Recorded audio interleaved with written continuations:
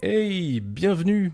On se retrouve pour une nouvelle vidéo dans laquelle je vais vous présenter mes achats comics du mois d'octobre. Je sais, cette vidéo sort à peine quelques jours après la présentation de mes achats de septembre, mais j'étais un petit peu en retard pour sortir la vidéo précédente. Au sommaire, 5 comics de 5 éditeurs différents, dont un petit nouveau qui rejoint mes bibliothèques, donc restez bien jusqu'au bout. Allez, je vous montre tout ça juste après le générique.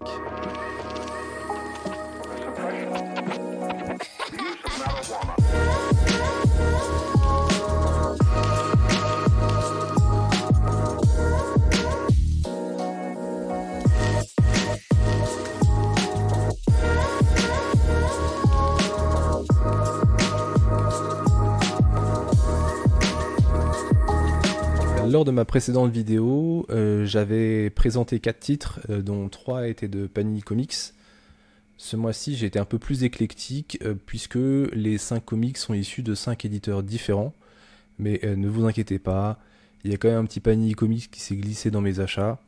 Si j'ai pas ma dose mensuelle de Panini Comics, je suis pas bien. Donc je vais commencer par cet éditeur.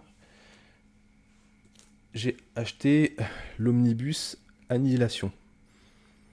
Alors, pour être totalement franc, cette année, j'ai l'impression d'acheter un omnibus par mois. C'est assez affolant, puisqu'il y a eu New Avengers de Bendis, Les 4 Fantastiques d'Hickman, Marvel Knight de Joe Quesada, le Silver Surfer d'Alred, Spider-Man 2099.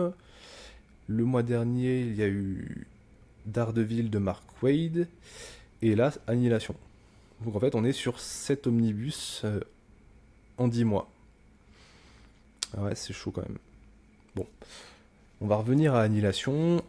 Il faut savoir que moi, j'aime beaucoup l'univers cosmique de Marvel. Donc on va dire tout ce qui tourne autour du Surfeur d'Argent, de Galactus, de Thanos, de Nova, d'Adam Warlock. Bref, je ne vais pas tous les lister. Mais c'est vraiment un univers et une ambiance que j'aime tout particulièrement. Et l'année dernière, j'avais lu le Must-Have Annihilation que Panini avait sorti et j'avais strictement rien compris. Alors, c'est pas que j'avais pas aimé, c'est juste que le Must-Have en fait reprend uniquement la série principale Annihilation, alors que tout se met en place dans le prologue et les séries dédiées aux personnages. En parlant de séries, dedans on va retrouver la série Drax the Destroyer 1 à 4, la série Annihilation Prologue, enfin l'épisode Annihilation Prologue, la série Annihilation Nova 1 à 4, Annihilation Silver Surfer 1 à 4, Annihilation Super Scroll 1 à 4, Annihilation Ronan 1 à 4, Annihilation 1 à 6, qui est donc la série principale qu'on peut retrouver en Must-Have, et Annihilation Heralds of Galactus 1 et 2. Alors, à savoir que dans cette nouvelle version de l'Omnibus, on a la mini-série Drax the Destroyer qui n'était pas présente dans l'ancienne version de l'Omnibus, mais a priori, elle n'est pas indispensable. Donc finalement, si on ne lit que la série éponyme, on est un petit peu lâché dans une histoire qui a déjà commencé, et je trouve que c'est assez difficile de s'y intéresser et de s'attacher aux personnages, et donc de comprendre les tenants et les aboutissants. Alors, en tout cas, j'espère que j'aurai toutes les clés pour apprécier ce récit grâce à l'Omnibus. Deuxième achat, un titre que je suis très content d'avoir.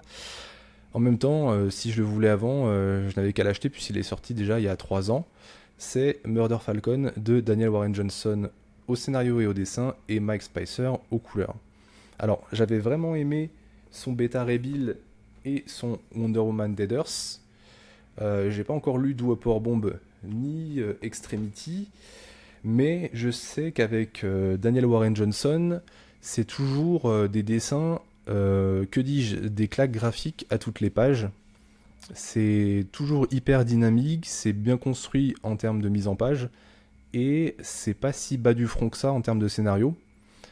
Sur les 2 titres que j'ai lus, j'ai trouvé qu'il y avait quand même des thématiques assez intéressantes et profondes qui étaient abordées. C'est pas juste un scénar bourrin qui sert de prétexte à faire des dessins super cool.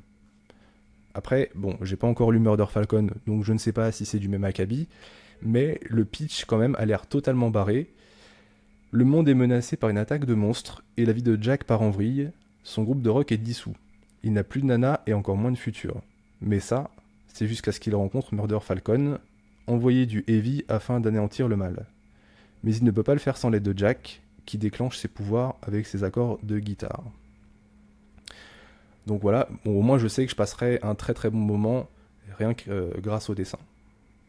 Passons au troisième achat, qui n'est autre que Hotel, paru chez Black River.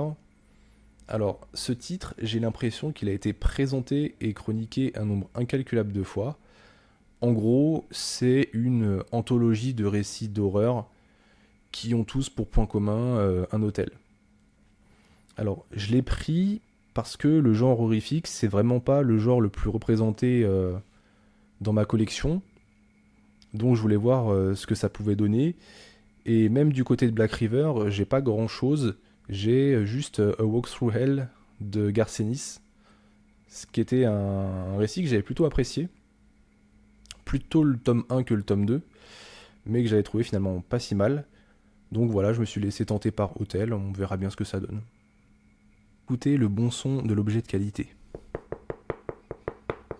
Quatrième achat, apparition dans le ciel de Berlin-Est de Jeff Loveness et Lisandro Esteren, paru chez 404 Comics. Alors des titres de 404, j'en ai quelques-uns. J'ai Big Girls, Jonah, d'ailleurs il faudrait que je termine la série, Autumnal, Everything, We Live, et c'est vrai que je suis rarement déçu.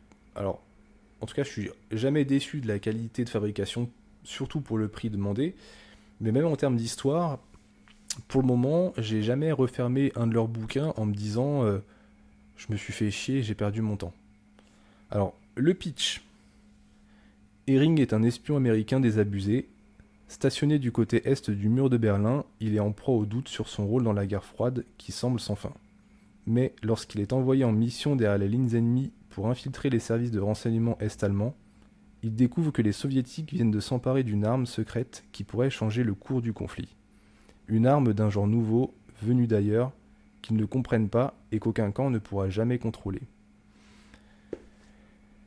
Pour être totalement honnête, quand j'ai vu cette couverture grise, pas forcément super attrayante, et le nom du scénariste, qui n'est autre que celui qui s'est occupé du film Ant-Man Quantumania, le film où le futur ex ou ex-futur grand méchant de l'univers Marvel au cinéma se fait battre par des fourmis géantes. J'étais prêt à faire l'impasse dessus. Mais puisqu'il ne faut pas juger un livre à sa couverture et que DeviantProd le met souvent dans ses recos de comics indépendants, je me suis laissé tenter. On verra bien. Enfin, cinquième et dernier achat. Et celui-là, c'est celui qui va être peut-être un peu plus clivant.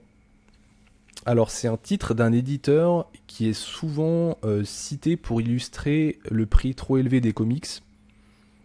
Et c'est le premier récit que j'achète chez cet éditeur. C'est Godzilla The Half Century War de James Tokoe, paru chez Vestron. Alors, j'avoue que ce qui m'a poussé à l'acheter, c'est premièrement que je n'avais aucun titre de chez Vestron. Et souvent la critique qui revient le plus par rapport à cet éditeur, c'est que leurs livres sont trop chers. Notamment trop chers pour du souple. Donc je voulais me faire ma propre opinion sur le sujet. Et deuxièmement, Ingé Comics en parle souvent en des termes élogieux. Il le qualifie même de chef-d'œuvre, que ce soit d'un point de vue scénaristique ou même d'un point de vue graphique. Et c'est vrai qu'en le feuilletant un petit peu, c'est assez magnifique. Après, moi, je suis pas nécessairement un fan de Godzilla, mais le pitch aussi avait l'air assez intéressant. En 1954, le lieutenant Ota Murakami faisait partie des hommes déployés lorsque Godzilla a marché sur le Japon. Avec son ami Kentaro, Ota a tout risqué pour sauver des vies. De là est née une véritable obsession pour le roi des monstres, une obsession qui le conduira à traquer la bête à chaque apparition durant un demi-siècle. Donc là, on n'est pas sur un récit où Godzilla se bat contre King Kong ou une mythe géante, ça a l'air quand même un peu plus profond que ça.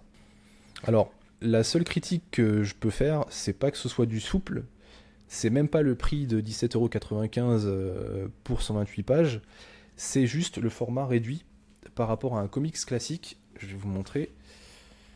Vu les dessins, je pense que ça méritait un meilleur écrin, notamment des pages plus grandes pour vraiment apprécier le travail de James Stockway. Après, je comprends les problématiques de Vestron. Vestron, c'est pas Panini Comics, c'est pas Urban Comics. Ils font pas les mêmes tirages, donc forcément il y a des concessions à faire pour rester en tout cas dans une fourchette de prix qu'on qualifiera d'acceptable.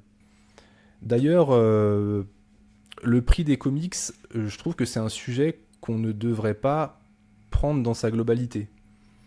J'en ferai peut-être une vidéo un jour, mais je trouve que les lecteurs de comics, et je m'inclus dedans, sont de plus en plus durs avec les éditeurs vis-à-vis des prix des comics.